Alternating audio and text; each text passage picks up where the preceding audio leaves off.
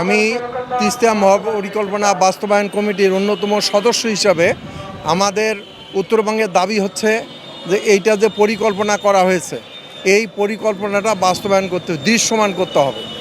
আর আমরা দেখে এসেছি 1971 সাল থেকে আমাদের পার্শ্ববর্তী যে একটা দেশ আছে সেই দেশ কখনোই আমাদের দেশের ভালো চায়নি, ক্ষতি ছাড়া। শুধু আমরা জানি যে তাদের কারণেই বাধাটা আসছে। আর এই যে নতজানু সরকার, এ পর্যন্ত যত সরকার আসছে বাংলাদেশে সবাই নতজানু সরকার হিসেবে এই ভারতের গোলামি করে তারা এই মহাপরিকল্পনাটাকে বাস্তবায়ন করেনি, যার প্রতিশ্রুতিতে এই উত্তরবঙ্গের লক্ষ কোটি মানুষ তারা মহা কষ্টের মধ্যে আছে, অনুন্নয়ন জীবনযাপন করছে তারা। আর বর্তমান সরকারও আমরা দেখছি একই রাস্তায় হাঁটছে। তাদেরকেও কে বা কারা মনে হচ্ছে যে একে বেরিয়ে করে ধরছে যাতে করে এই তিস্তা মহাপরিকল্পনা বাস্তবায়ন না হয়, সেই দিকেই আমরা সেই দৃশ্যই দেখতে পাচ্ছি। মানে দৃশ্যমান কোনো কিছু দেখতে পাচ্ছি না। আমরা গতকালও যেটা শুনতে পেলাম, পানি সম্পদ মন্ত্রী এবং তিস্তা পাড়ের যারা একজন মন্ত্রী আছে দুলু সাহেব, তিনি এই এলাকার মানুষ, তিস্তা নদী সম্পর্কে তার যথেষ্ট অভিজ্ঞতা আছে, কি ধরনের দুর্ভোগ এই এলাকার মানুষ ভোগ করে। বন্যার সময় মহাবন্যা, যখন পানি নাই তখন মহাখরা। এতে করে আমাদের ফসল উৎপাদন হয়ই না। আমাদের অতিরিক্ত পানি আসার কারণে আমাদের হাজার বিঘে জমির মালিকও তখন দুর্ভিক্ষে পড়ে যায়।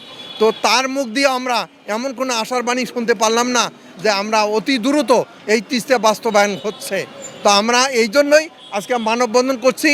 এই আবু সাঈদের উত্তরবঙ্গ আমরা দেখব, যদি স্বল্প সময়ের মধ্যে তিস্তা পরিকল্পনা বাস্তবায়ন করা না হয় তাহলে আমরা মহা পরিকল্পনা গ্রহণ করে আন্দোলনের মাধ্যমে এই তিস্তা বাস্তবায়ন করার জন্য আমরা যা করা দরকার আমরা তাই করবেন ইনশাআল্লাহ। 1971 সালের পর থেকে যে সমস্ত সরকার এসেছে তার বেশিরভাগই হচ্ছে ভারতের গোলামি করে ক্ষমতায় এসেছে। এর জলজান্ত প্রমাণ হচ্ছে 24শে জুলাই আন্দোলনে আবু সাঈদ যে আন্দোলন শুরু করেছিলেন জীবনের বিনিময়ে, সেখানে মূল স্লোগান ছিল বৈষম্যর বাংলায়, মানে বাংলায় বৈষম্যের ঠাঁই নাই, বা আমরা কোনো বৈষম্য আর মানব না। কিন্তু দেখা যাচ্ছে বর্তমান সরকার সেই আবু সাঈদের রক্তের বিনিময়ে ক্ষমতায় আসলেও তারা তাদের সেই প্রতিশ্রুতির মাধ্যমে তারা জনগণের ভোট নিয়েছে, তারা সেই প্রতিশ্রুতি থেকে দূরে সরে যাচ্ছে।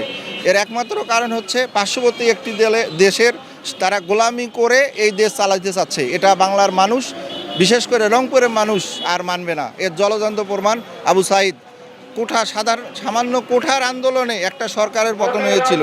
আবার আমরা চাই না এই তিস্তা মহাপরিকল্পনা, যেটা আপনারা কথা দিয়েছিলেন, এই বর্তমান সরকার ওখানে আন্দোলনও করেছিল এবং সেখানে তারা কথা দিয়েছিল যে মহাপরিকল্পনা বাস্তবায়ন করব আমরা, এই আশা করেই কিন্তু তিস্তা পাড়ের মানুষ, উত্তরবঙ্গের মানুষ তাদেরকে ভোট দিয়েছিল, ক্ষমতায় তারা এখন আছেন।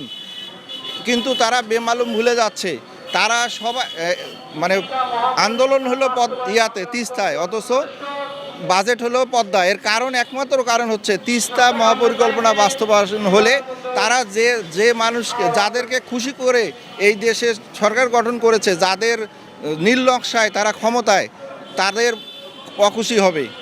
এজন্য তারা চায় না যে এই দেশে তিস্তা মহাপরিকল্পনা বাস্তবায়ন হোক।